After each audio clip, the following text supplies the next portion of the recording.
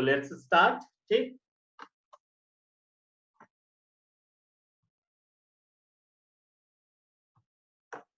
तो सबसे पहला क्वेश्चन आता है, व्हाट इज टैक्स? टैक्स है क्या?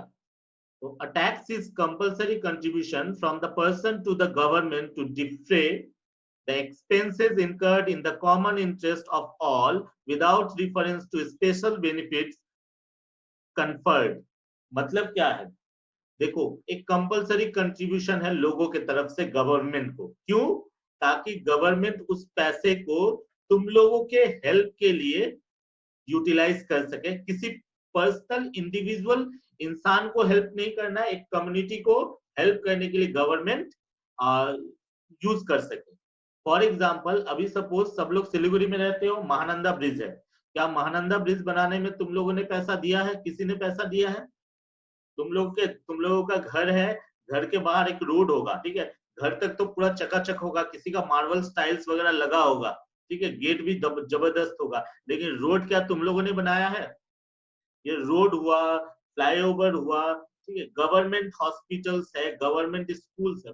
हो सकते हैं यहाँ पे कुछ लोग गवर्नमेंट स्कूल गवर्नमेंट कॉलेज में पढ़ रहे होंगे, ठीक है, तो गवर्नमेंट स्कूल गवर्नमेंट कॉलेज में बहुत कम पैसे में पढ़ाई दिया जाता है। ये सब पैसे कहाँ आते हैं गवर्नमेंट के पास से? ये पैसे, सारे पैसे पब्लिक से लिया जाता है। अभी पब्लिक से लिया जाता है तो सर ये टैक्स क्यों है? डोनेशन भी तो हो सकता है। तो अगर मान लो मोदी जी क्या बोलते हैं, इसमें आ जाते, ठीक है, ऑनलाइन आ जाते 8 बजे और बोलते कि सब लोग क्या करो, इतना इतना रुपया डोनेशन करो, तो क्या सब लोग डोनेशन करते? अभी जो प्राइम मिनिस्टर जो ये फंड बना हुआ है, ठीक है, इसमें कितने लोगों ने डोनेशन दिया?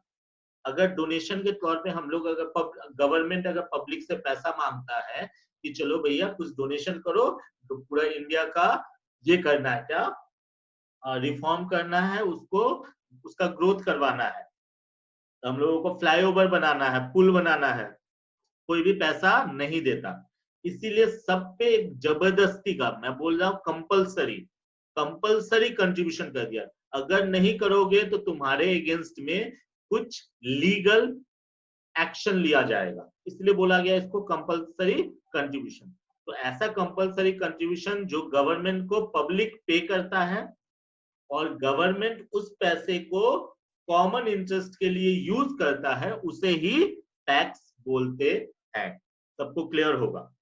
ओके, नेक्स्ट है, what are the types of tax in India? India में कितने टाइप्स के टैक्स लिए जाते हैं? तो इंडिया में असल में 2 टाइप के टैक्स लिए जाते हैं। एक को बोला जाता है डायरेक्ट टैक्स और दूसरे को बोला जाता है इनडायरेक्ट टैक्स। ठीक है, ये डायरेक्ट टैक्स और इनडायरेक्ट टैक्स क्या होता है वो हम लोग देखते हैं। Direct tax, it includes those taxes which the taxpayer pays directly on his income, wealth, etc. For example, income tax, wealth tax, professional tax, etc.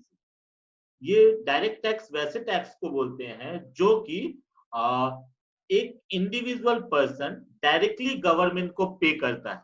किसके ऊपर होगा? हो सकता है इनकम के ऊपर। एक इंसान है, उसका इनकम है साल का 12 लाख रुपया, ठीक है, तो उस 12 लाख रुपया इनकम किया, उसके ऊपर टैक्स दिया। एक पर्सन है, उसका वेल्थ है, प्रॉपर्टी है, सपोज करो 50 करोड़ का, उस 50 करोड़ के ऊपर उसने टैक्स दिया। एक डॉक्टर है, प्रोफेशन कर रहा है, उस प्रोफेशन के ऊपर टैक्स दिया। किसको? डायरेक्टली गवर्नमेंट को दिया। इस केस में क्या होता है, जो टैक्स पेयर होता है और गवर्नमेंट, इन दोनों के बीच में कोई भी नहीं रहते हैं। टैक्स पेयर डायरेक्टली गवर्नमेंट को टैक्स देते हैं, ठीक है, और टैक्स पेयर को पता होता है कि उससे टैक्स क्यों लिया जा रहा है, ठीक है, तो इसे ही डायरेक्ट टैक्स बोलते हैं, क्योंकि ये डायरेक्टली गवर्नमेंट के हाथ में जाता है। अभी बात है ये इनडायरेक्ट टैक्स क्या है। तो it includes those taxes which the taxpayer pays indirectly। Indirectly बोलने का मतलब है while purchasing goods, गुड्स खरीदने के टाइम में देखना तुम लोग, पहले वैट लगता था, अभी लोग जीएसटी लगाते हैं, ठीक है, 100 रुपए का प्रोडक्ट है, 18% का जीएसटी लगा है, 118 रुपया पे करके आए। तो तुम किसको पे करके आए? वो शॉप ओनर को ना, दुकानदार को पे करके लाए 118 रुपया। दुकानदार क्या करता है, वो 18 रुपया को अपने पॉकेट में नहीं रखता है, वो 18 रुपया को गवर्नमेंट के पास दे देता है। मतलब तुमने डायरेक्टली गवर्नमेंट को पे नहीं किया, तुमने उस शॉप ओनर को पे किया टैक्स, और उस शॉप ओनर ने क्या किया, गवर्नमेंट के पास पहुंचाया। ठीक है, इसी को बोला जाता है इनडायरेक्ट टैक्स। तो purchasing goods, commodities, services, service tax वगैरह पहले लगता था, अभी जीएसटी हो गया है। ठीक है, कोई भी सर्विस अगर मिल जाए तो उस पर भी टैक्स जोड़ते हैं। बड़े बड़े सैलून्स वगैरह में जाओगे, बड़े बड़े रेस्टोरेंट्स वगैरह में जाओगे, रेस्टोरेंट्स में क्या होता है, गुड्स मिलता है नहीं, वो एक सर्विस है, लेकिन उस सर्विस में कुछ आइटम्स मिलते हैं जिसको हम लोग कंज्यूम कर लेते हैं। ठीक है, for example goods and service tax, custom duty, excise duty. ठीक है, तो इसी को बोला जाता है इनडायरेक्ट टैक्स। इनडायरेक्ट टैक्स का केस में बहुत टाइम हम लोगों को पता भी नहीं होता है कि हम लोग टैक्स पे कर रहे हैं। जैसे मैंने बोला कि एक शॉप ओनर के पास गया, 100 रुपए का प्रोडक्ट खरीदा, 18% टैक्स दिया, 118 रुपया में तुम लोगों ने खरीदा। ठीक है, 18 रुपया टैक्स दिया, तुम्हें पता है कि तुमने 18 रुपया दिया, लेकिन शॉप ओनर को दिया है। लेकिन अभी तुम लोगों के हाथ में हो सकता है कॉपी होगा। ठीक है, उस कॉपी का जो लास्ट कवर पेज है पीछे में, देखना वहां पे जाके एक प्राइस लिखा होगा, अमाउंट 60 रुपया, 70 रुपया, 100 रुपया, कुछ भी लिखा होगा एमआरपी, और उसके ब्रैकेट में लिखा होगा, सब लोग एक बार देखना। ठीक है, कॉपी, आई थिंक सबके पास कॉपी और पेन होना चाहिए, कुछ भी चीज अगर होगा तो नोट कर लीजिएगा। तो देखना वहां पे लिखा होगा इंक्लूसिव ऑफ ऑल टैक्सेस, मतलब उसमें ऑलरेडी सारे टैक्सेस ऐड किए हुए हैं। ये कौन से टैक्सेस होते हैं पता है, ये होता है कस्टम ड्यूटी, एक्साइज ड्यूटी, जो स्क्रीन पे तुम लोगों को दिख रहा है। वहां पे तो हम लोगों को पता भी नहीं है कि हम लोगों ने टैक्स पे किया, लेकिन एक्चुअली टैक्स पे किया है, उसमें टैक्स जोड़ जाड़ के रखा हुआ है। ठीक है, तो इसको बोला था इनडायरेक्ट टैक्स। इनडायरेक्ट टैक्स का केस में क्या हुआ, हम लोग गवर्नमेंट को डायरेक्ट टैक्स डायरेक्टली पे नहीं किए। ठीक है, किसी के थ्रू पहुंचा। और दूसरा बात, बहुत बहुत टाइम ये भी होता है कि हम लोग को पता भी नहीं रहता है कि हम लोगों ने कोई टैक्स पे किया है। ओके, तो यही रहा हमारा डायरेक्ट टैक्स और इनडायरेक्ट टैक्स। नेक्स्ट चलते हैं।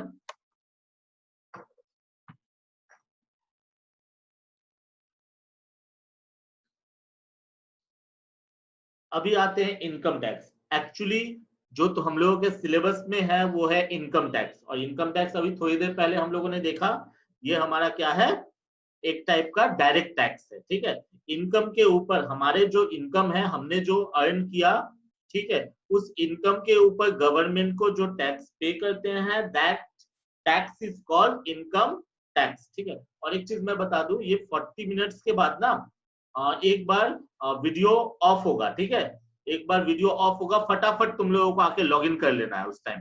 ठीक है, तुम लोग को आईडी पासवर्ड, वही वही आईडी वही पासवर्ड डाल के फिर से करना है। 40 मिनट्स में ये छोटा सा ब्रेक लेता है, थोड़ा थोड़ा सा टेक्निकल इशू है इसमें। ठीक है, सब लोग याद रखना। तो इनकम टैक्स स्टार्ट करते हैं। अभी चलते हैं इंट्रोडक्शन टू इनकम टैक्स। ठीक है, थोड़ा देर के लिए मैं स्टॉप कर रहा हूँ, एक्चुअली वो शायद सैनिटाइजिंग हो रहा है, शायद बाहर थोड़ा साउंड हो रहा है। ठीक है, 2 मिनट रुक जाते हैं। हाँ,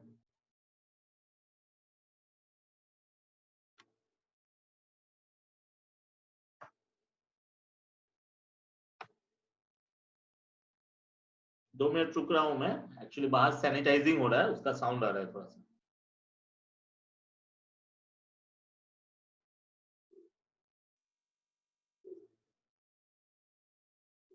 चलिए, क्या बोलते हैं, हाँ, तो हम लोगों के सिलेबस में एक्चुअली इनकम टैक्स ही पढ़ना है, इनकम टैक्स का पूरा रूल्स एंड रेगुलेशन पढ़ना है। तो जो इनकम टैक्स हम लोग पढ़ने वाले हैं, ये असल में इनकम टैक्स एक्ट 1961 है। यही इनकम टैक्स एक्ट 1961 का फुल लॉ पढ़ना है तुम लोगों को, और उस लॉ से सम्स बनाना है। ठीक है, और वो सम्स एग्जाम में आएगा। 75 मार्क्स का एग्जाम में 15 तो तुम्हारा कॉलेज से ही मिलेगा। 60 मार्क्स का जो पेपर होगा, उस 60 मार्क्स में तुम लोगों का 30 to 35 मार्क्स प्रैक्टिकल होंगे, and 20 to 25 marks, sorry 25 to 30 marks जो होंगे, वो तुम लोगों को रूल्स एंड रेगुलेशन आएगा। जैसे मैं अभी ये जो बताया, ऐसा क्वेश्चन आ सकता है, what do you mean by direct and indirect tax, ये क्वेश्चन आ सकता है। ठीक है, तो जो मैं यहाँ पे स्लाइड्स में दिखा रहा हूँ, ये दो काम करने वाला है। एक तो ये काम करेगा कि हम लोगों का सम्स बनाने में हम लोगों को हेल्प करेगा, एंड दूसरा फाइनल में नोट्स के हिसाब से भी ये काम आ रहा है। ठीक है, ये सारा मटेरियल मैं तुम लोगों को व्हाट्सएप में डाल दूंगा। अभी इसको कोई कॉपी करने का चक्कर में मत रहना, कुछ एक्स्ट्रा चीज अगर तुम लोगों को दिखे कि कॉपी करना चाहिए उसको कॉपी कर लेना, ठीक है। हाँ तो क्या बोल रहा था मैं, इनकम टैक्स एक्ट जो हम लोगों को पढ़ना है, इनकम टैक्स इन इंडिया। और कुछ भी डाउट होने से तुम लोग अभी चैट बॉक्स में मैसेज कर सकते हो, अदरवाइज सुनते रहो। Income tax in India is a tax paid by individuals or entities depending on the level of earning or gains during a financial year। एक फाइनेंशियल ईयर में जितना भी इनकम करते हैं, जितना अर्निंग करते हैं, उसी अर्निंग के ऊपर टैक्स दिया जाता है। द अर्निंग में बी बोथ एक्चुअल और नोशनल। एक्चुअल मतलब जितना कमाया, नोशनल जो अर्न हुआ नहीं लेकिन अर्न हो सकता है। जैसे मान लो मैंने क्या किया, क्या अप्रैल टू मार्च, अच्छा दूसरी बात है फाइनेंशियल ईयर का बात कर रहे हैं तो हम लोग हमेशा 1 अप्रैल से लेके 31 मार्च का पीरियड पकड़ेंगे, ठीक है। टैक्स में कभी भी 1 जनवरी से 31 दिसंबर वाला ईयर नहीं फॉलो होता है, 1 April to 31 March financial year. तो सपोज करो फाइनेंशियल ईयर में कुछ अर्निंग हुआ लेकिन वो रिसीव नहीं हुआ, वो क्या होगा नेक्स्ट ईयर जाके हम लोगों को रिसीव होगा, ड्यू वगैरह रह गया तो वो नोशनल अर्निंग कहलाएगा, ठीक है। तो वो भी क्योंकि इसी साल का इनकम है, ठीक है। पैसे मिले नहीं मिले वो अलग बात है, वो अगले महीने अगले साल मिलेंगे, लेकिन वो भी हमारा इनकम है। तो एक्चुअल इनकम हो या नोशनल इनकम हो, अगर इस साल का अर्निंग है तो उसके ऊपर टैक्स देना पड़ेगा। The government of India decides the rate of income tax as well as income tax slabs on which individuals are taxed। और कितना देना पड़ेगा ये गवर्नमेंट डिसाइड करता है, उसका एक स्लैब्स होते हैं, हम लोग बाद में जाके पढ़ेंगे, रेट ऑफ इनकम टैक्स होते हैं। और एक मजेदार बात बताता हूँ, हर साल का रेट ऑफ इंटरेस्ट चेंज हो जाता है, थोड़ा बहुत थोड़ा बहुत थोड़ा बहुत, ठीक है। इस साल जो तुम लोगों का जो पढ़ना है, जो लास्ट ईयर वाले जो लोग इनकम टैक्स रेट पढ़ के आए थे ना, इस बार वो इनकम टैक्स रेट नहीं पढ़ने वाले हैं क्योंकि बहुत सारा चेंजेस हुआ है। ये हमारे फाइनेंस मिनिस्टर हमेशा चेंज करते रहते हैं, ठीक है। The provisions of Income Tax Act 1961 are like a railway ticket, goods only for one journey in times from 1st April to 31st March of the next, and sometimes not even for the whole of that journey. It intends to the whole of India. It came into force on 1st day of April 1962। असल में ये railway ticket की तरह है, मतलब एक बार अगर suppose यहाँ से तुम दिल्ली गए तो क्या करोगे, एक बार यहाँ से दिल्ली जाओगे तो क्या होगा, सर क्यों चेंजेस होता है, क्यों चेंजेस होता है, क्योंकि हर साल मनी का वैल्यू चेंज हो जाता है, ठीक है। कुछ फाइनेंशियली सपोज करो जैसे अभी क्या हो गया, एक इकोनॉमिक चैलेंज आ गया हम लोगों का कंट्री में, तो देखना अभी 4 बजे से फाइनेंस मिनिस्टर ने कुछ अनाउंसमेंट किया था, कल भी अनाउंसमेंट किया था।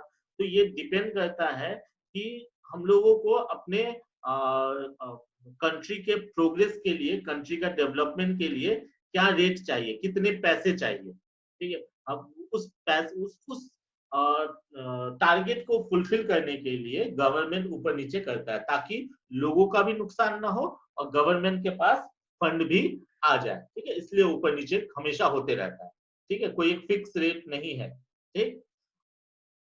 और ये क्या बोल रहा था कि ये एक रेलवे टिकट की तरह है, रेलवे टिकट की तरह है बोलने का मतलब क्या है कि सपोज एक बार तुम यहाँ से दिल्ली गए, ठीक है, तो एक ही टिकट लग गया ना, या उसी टिकट से दोबारा दिल्ली से वापस भी आ जाओगे या फिर सिलीगुड़ी से दिल्ली चले जाओगे, ऐसा नहीं है ना। तो सेम वही चीज है, एक इनकम पे एक ही बार टैक्स लगेगा, ठीक है, दोबारा टैक्स नहीं लगेगा, ठीक है। वन टाइम टैक्स बोलते हैं इसको, ठीक। और ऐसा भी नहीं है कि सपोज करो इस साल 2020 में तुमने अर्निंग किया कुछ, ठीक है, लॉटरी लग गया तुम्हारा, उस लॉटरी के ऊपर तुमने टैक्स दिया, अगले साल जाके फिर तो लॉटरी नहीं लगा तो तुमको फिर से टैक्स देना है, ऐसा कुछ बात नहीं है, ठीक है। जिस ईयर का है उसी ईयर एक बार देना पड़ेगा और एक इनकम पे एक ही बार टैक्स होगा, डबल टैक्स भी नहीं होगा, ठीक है। कि हाँ कि इनकम टैक्स एक बार, सबसे इंपॉर्टेंट बात है ये सेंट्रल गवर्नमेंट लेता है कि सेंट्रल गवर्नमेंट ने क्या किया, टैक्स ले लिया, फिर स्टेट गवर्नमेंट ने भी टैक्स लिया, ऐसा कुछ नहीं होगा, ठीक है। एक इनकम पे एक ही बार टैक्स लगेगा, ओके। चलिए, और ये कब से स्टार्ट हुआ है, ये एक्ट का नाम तो हम लोगों ने सुना है, इनकम टैक्स एक्ट 1961। ये 1st डे ऑफ अप्रैल 1962 से ये चल रहा है, ठीक है। लगभग कितने साल हो चुके हैं, ये आपका 658 ईयर्स हो चुके हैं।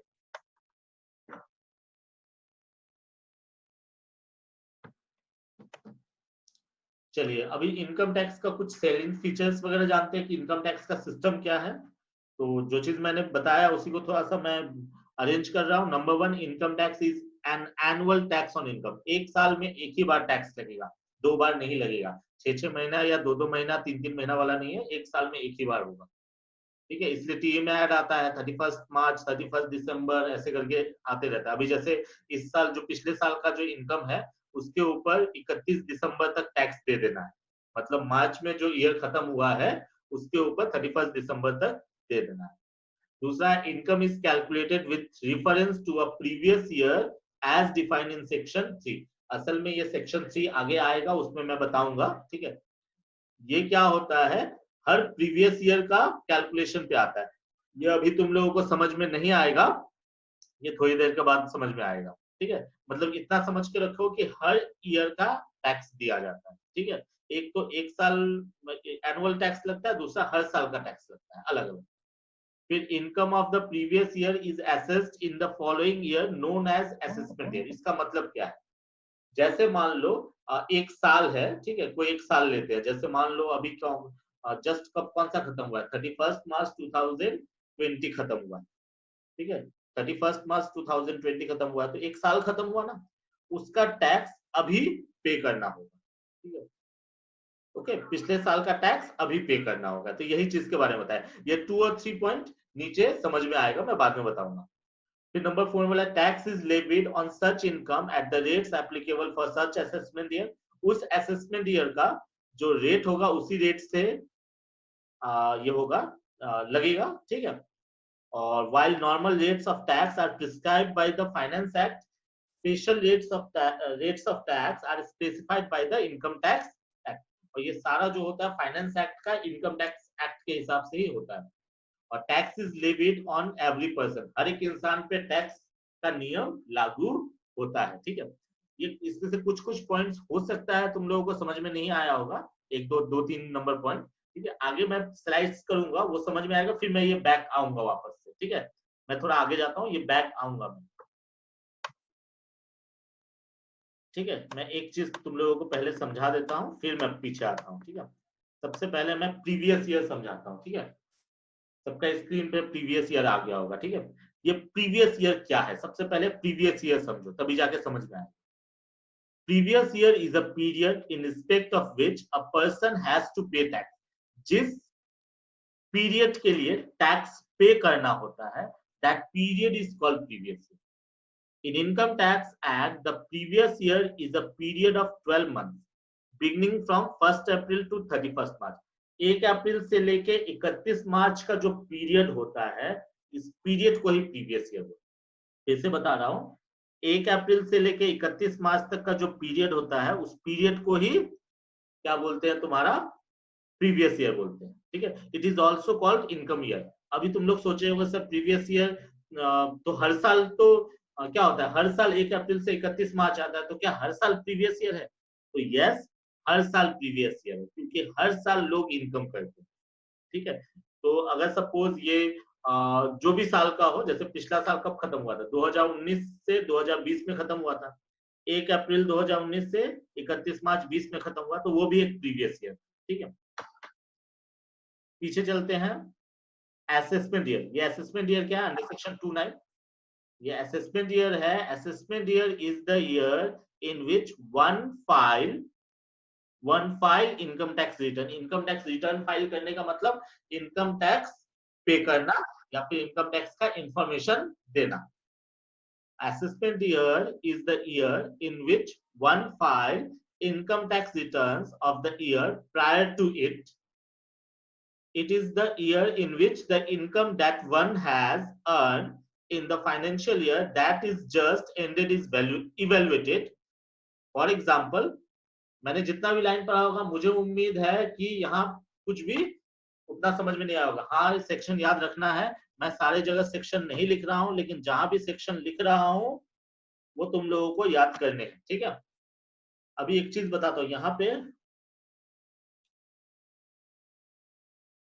अब क्या करें, सपोज फॉर द फाइनेंशियल, ये उतना अच्छा समझ में नहीं आया होगा ये सेंटेंस, एक्चुअली टैक्स का सेंटेंस जो है बहुत टफ होता है, तो इसके लिए मैंने तुम लोगों के लिए एक स्लाइड बनाया है, वो स्लाइड में मैं जाता हूँ तब समझ में आएगा। देखो असेसमेंट ईयर और प्रीवियस ईयर है क्या, ये चार्ट से अच्छे से समझ में आएगा। देखो मैं एक पीरियड ले रहा हूँ, हाँ असेसमेंट ईयर कब से स्टार्ट होता है, प्रीवियस ईयर कब से स्टार्ट होता है। तो पहले प्रीवियस ईयर देखो, प्रीवियस ईयर स्टार्ट होता है 1 अप्रैल से 31 मार्च।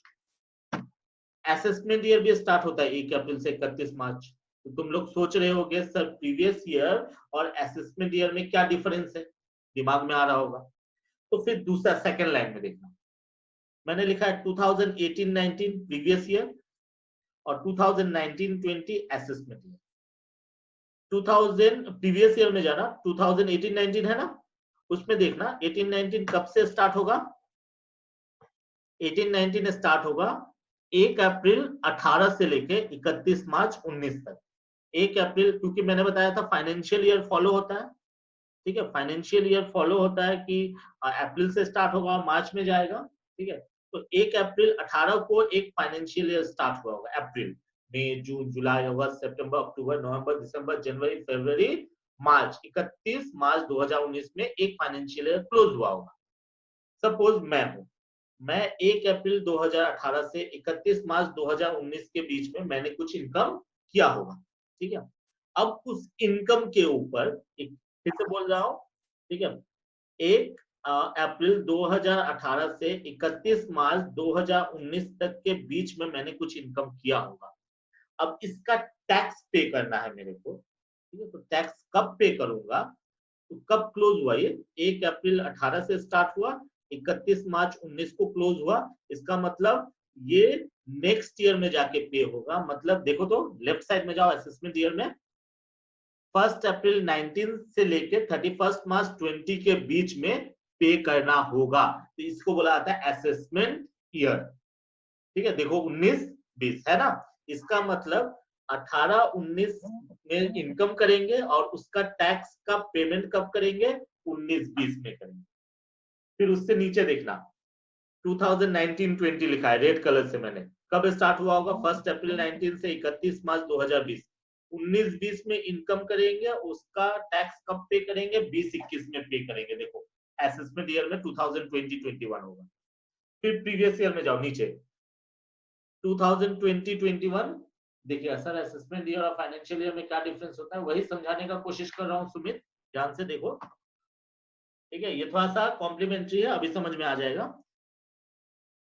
फिर देखना 2020-21 में प्रीवियस ईयर है और 2021-22 ये असेसमेंट ईयर लिखा है।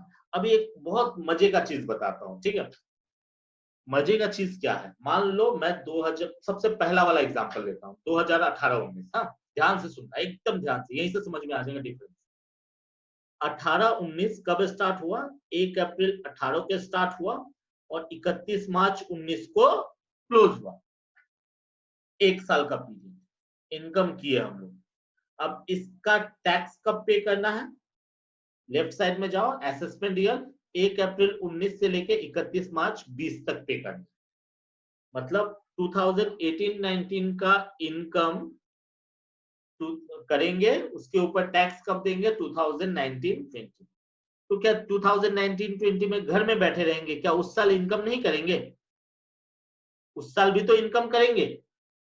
तो इसीलिए प्रीवियस ईयर में वापस से 2019-20 आ गया। क्यों, 2019-20 में हम लोग दो काम कर रहे हैं, क्या 2018-19 में जो इनकम किए थे उसका टैक्स भी पे कर रहे हैं एज वेल एज 2019-20 में, ठीक है, 2019-20 प्रीवियस ईयर में जो दिख रहा है हम लोग इनकम भी कर रहे हैं। अभी वही रेड कलर से असेसमेंट ईयर में सेकंड एग्जांपल में देखना, उसका असेसमेंट ईयर कब होगा, मतलब 2019-20 में जो इनकम करेंगे उसका टैक्स कब पे करेंगे, 2020-21 में। इसलिए 2019-20 प्रीवियस ईयर हुआ और 2020-21 उसका असेसमेंट ईयर। अब वापस से थर्ड एग्जांपल में जाना, प्रीवियस ईयर में सबसे लास्ट। तो क्या 2020-21 में सिर्फ टैक्स पे करेंगे, इनकम नहीं करेंगे, हाँ इनकम भी तो करेंगे। तो 2020-21 तुम्हारा प्रीवियस ईयर हुआ और 2021-22 असेसमेंट ईयर हुआ। तो हिसाब से देखा जाए तो हर साल प्रीवियस ईयर है, हर साल असेसमेंट ईयर है।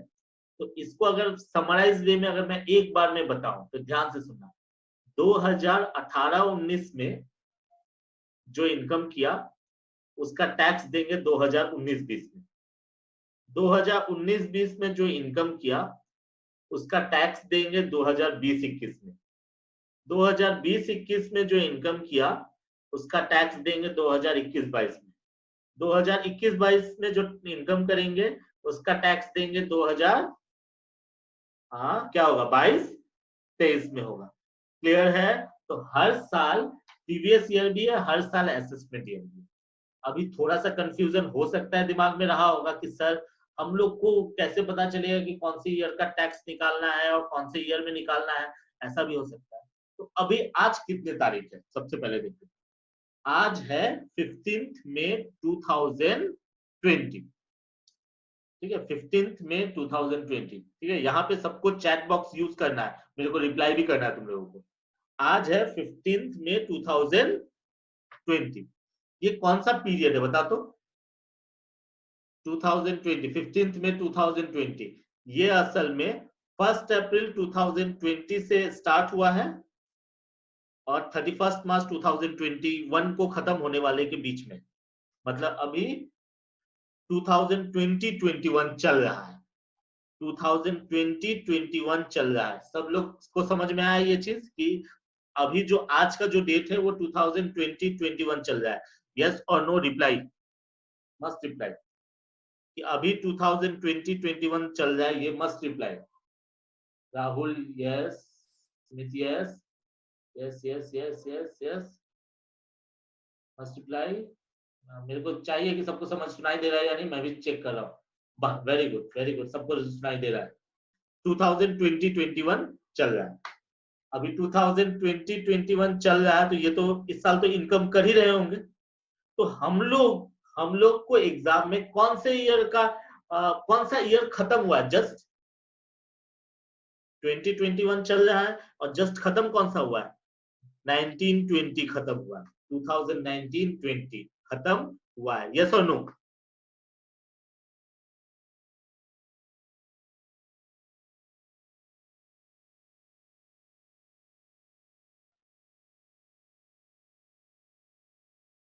Very good very good very good, बहुत थैंक यू रिप्लाई करने के लिए। तो 2019-20 खत्म हुआ है, 2020-21 चल रहा है। इसका मतलब हम लोग जो कैलकुलेशन करने बैठे हैं, हम लोग कौन से ईयर का कैलकुलेशन करेंगे? 2019-20 का कैलकुलेशन करेंगे। कौन से पीरियड में करेंगे? 2020-21 में करेंगे।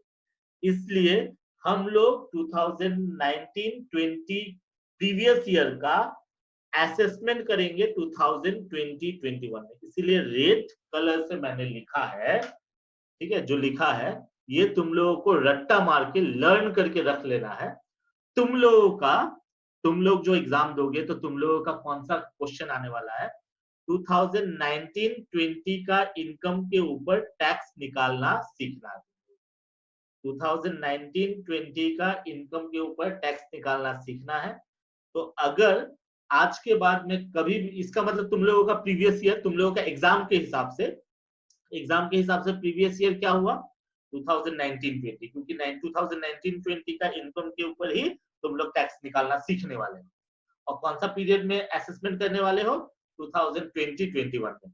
इसलिए तुम लोगों का प्रीवियस ईयर 2019-20 है और तुम लोगों का असेसमेंट ईयर 2020-21।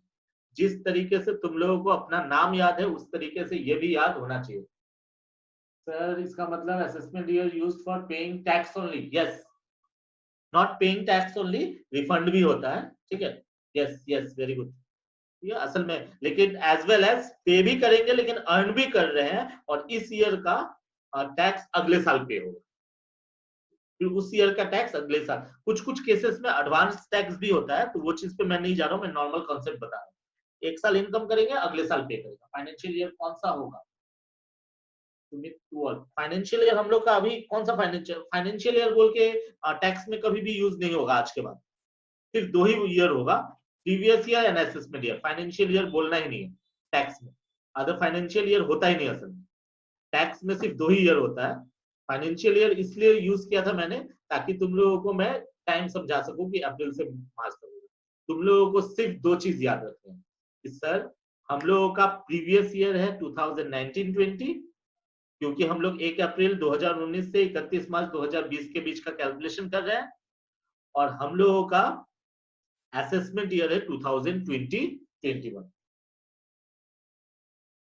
ठीक है, ओके सबका। हाँ आलोक तुम्हारा भी। आलोक नहीं, आलोक शायद तुम्हारा एग्जाम अभी इसमें ड्यू है ना? नहीं आलोक तुम्हारा पीछे का है, हाँ ध्यान रखना। आलोक तुम हमसे एक बार फोन पे बात कर लेना, ठीक है? ये लोग असल में दिसंबर में एग्जाम देंगे, और आलोक तुम्हारा एग्जाम है तो ये जुलाई में एग्जाम है, ठीक है? जुलाई में होगा, जुलाई अगर जब भी हो, ठीक है? तो तुम्हारे लिए नहीं है ये, बाकी सबके लिए। तो तुम लोगों को ये चीज सबका क्लियर हुआ? तुम लोगों का प्रीवियस ईयर क्या है? 2019-20 और 2020-21 असेसमेंट ईयर है। यस और नो या फिर डाउट मैसेज करो। समझ में आया तो ठीक है, नहीं तो डाउट बोल के मैसेज करो फटाफट। मेरे को भी समझ में आना पड़ेगा कि क्या समझ में आ रहा है नहीं। वाह, सब लोग समझदार है, ठीक है? पिक्चर आया था कुछ दिनों पहले, कुछ सालों पहले, मर्डर 3। उसमें क्या होती है ना, एक लड़की एक जगह फंस जाती है, तो वो भी ऐसे ही इशारा इशारा में, एक दूसरे को देख नहीं सकते हैं लेकिन बात कर रहे हैं। वही हम लोगों का हाल है सर। वाह, बहुत अच्छा। ठीक है, देखने से भी कोरोना फैलेगा। ठीक है, तो मेरे ख्याल से प्रीवियस ईयर असेसमेंट ये समझ में आया होगा तुम लोगों को। ठीक है, ये धीरज कुमार नो क्यों बोला? क्या हुआ धीरज?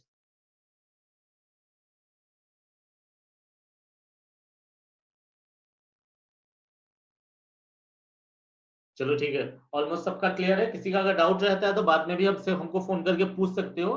ठीक है, चलिए आप पीछे चलते हैं वापस से, क्योंकि ये मैंने इसलिए बताया ताकि पीछे का चीज मैं अच्छे से समझा सकूं तुम लोगों को। हाँ, तो साइलेंट फीचर्स वापस से एक बार आ गए हम लोग। क्या है? Income tax is annual income, एक साल में देना पड़ेगा। Income tax is calculated with reference to a previous year. कोई प्रीवियस ईयर का इनकम टैक्स कैलकुलेट करना पड़ेगा। तुम लोग कौन सा प्रीवियस ईयर का कैलकुलेट करोगे?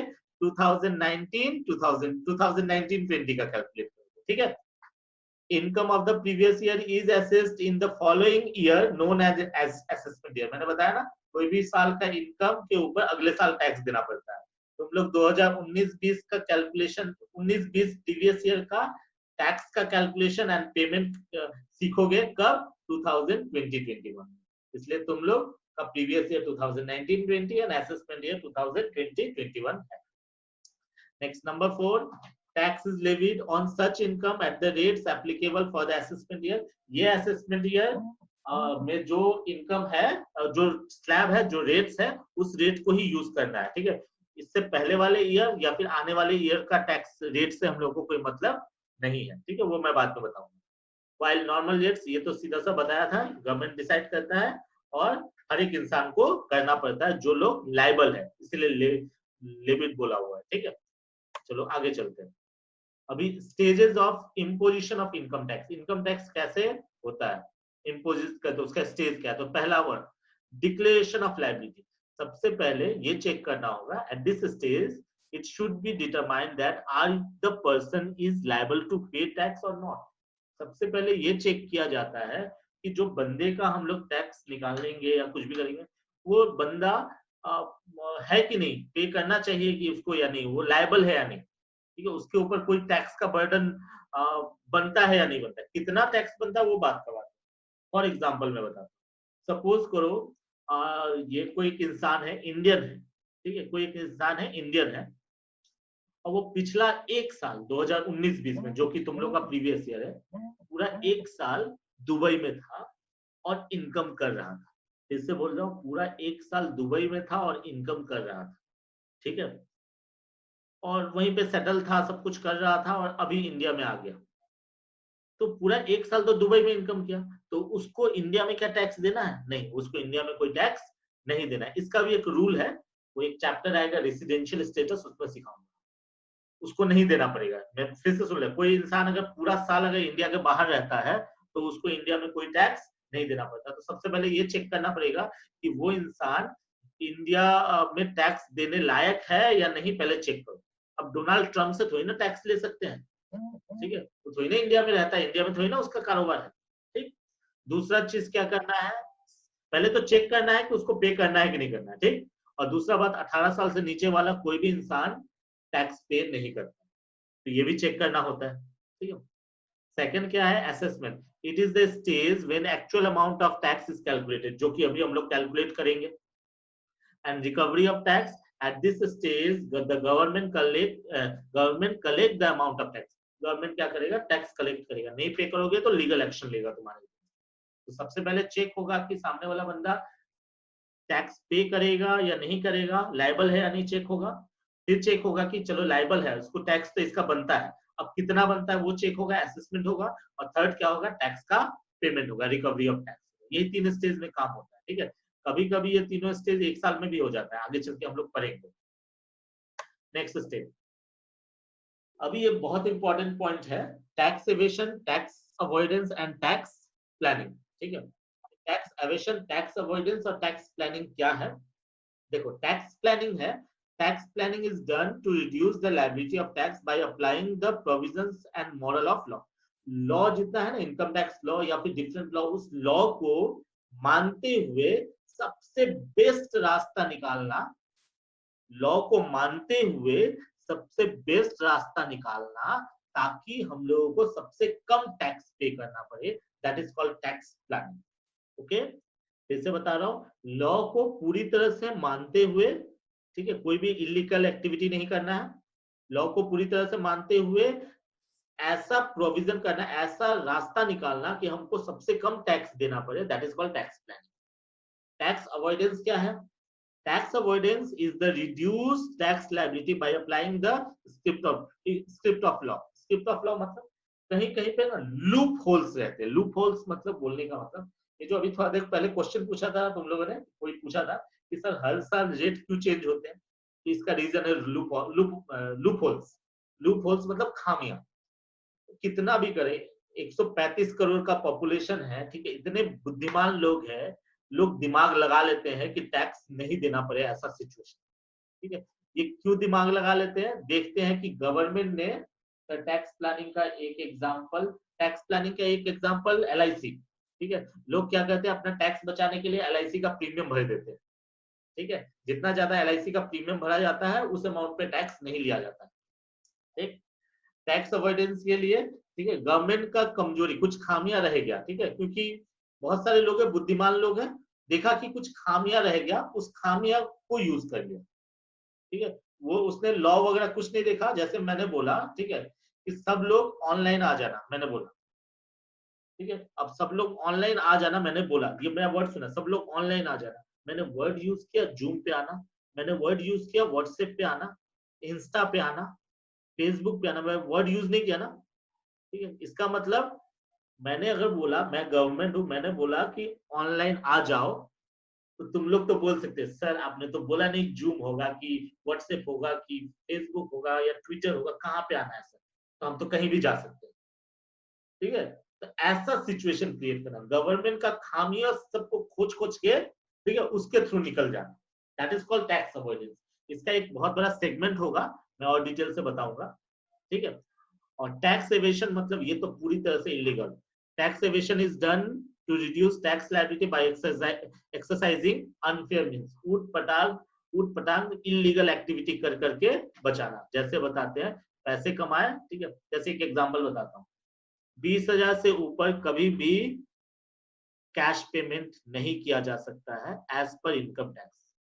घर में देखना, पापा भैया कोई भी जो बिजनेस कर रहे होंगे, 20,000 से ऊपर कैश में पेमेंट करते हैं क्या? अगर करते हैं, that is called tax aviation, illegal activity, ठीक है? क्योंकि 20,000 से ऊपर कैश पेमेंट नहीं करना पड़ता है। 20,000 से ऊपर अगर पेमेंट करना है तो आपको चेक के थ्रू करना पड़ेगा, ताकि गवर्नमेंट के पास रिकॉर्ड पहुंचे। और लोग आप कैश में पेमेंट करते हैं, कैश का कोई रिकॉर्ड नहीं रहता है, फिर क्या करते हैं, छुपा छुपा के घर में जमा करके रखते हैं, तभी तो इनकम टैक्स रेट पड़ता है। ठीक है, तो ये रहा tax planning, tax avoidance, tax evasion. Okay, tax planning ही बेस्ट मोड है, वहां पे कुछ भी मतलब तुम्हारे अगेंस्ट में कुछ लीगल एक्शन नहीं लिया जाएगा। ठीक है, चलो आगे चलते हैं। अभी बेसिक कंसेप्ट्स। ओके, ये जो बेसिक कंसेप्ट्स वाला जो पार्ट है, ठीक है, इसमें मैंने एसएससी पर्सन, उसके बाद असेसमेंट या प्रीवियस ईयर, दो टॉपिक मैंने डिस्कस किया है। ठीक है, बाकी टॉपिक्स में अगले सेशन में, अगले क्लास में जब आऊंगा तब करूंगा। ठीक है, अगले क्लास में जब आऊंगा तब करूंगा।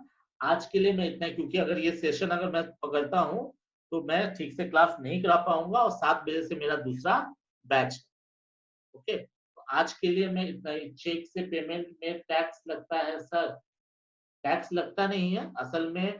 बैंक में जब जाते होगे, कभी जमा किए होगे तो वहां लिखा होगा कि 50,000 से ज्यादा अगर पेमेंट करोगे तो पैन नंबर डालो। ठीक है, अगर सपोज तुम जो भी ट्रांजेक्शन करते हो ना बैंक से, वो सारा का रिकॉर्ड इनकम टैक्स के पास पहुंच जाता है। तो लोग इसी डर से ना, कि इनकम टैक्स वाले को पता ना चले कि हमारा इनकम ऐसा हो रहा है, हमारा सेलिंग वोलिंग ऐसा हो रहा है, पता ना चले, इसलिए कैश में काम कर देते हैं। ठीक है, कोई टैक्स अलग से नहीं लगता है।